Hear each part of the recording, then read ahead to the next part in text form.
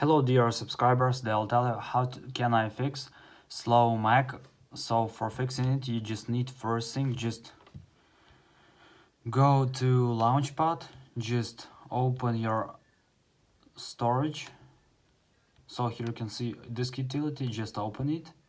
And here you can also just check your free space on your Mac. Maybe you just haven't enough free space, so it goes slow work on your Mac. Also, the best way is just restart your Mac. So if you just close your Mac like this, every time, so you just didn't restart your computer, so your cache memory just didn't remove.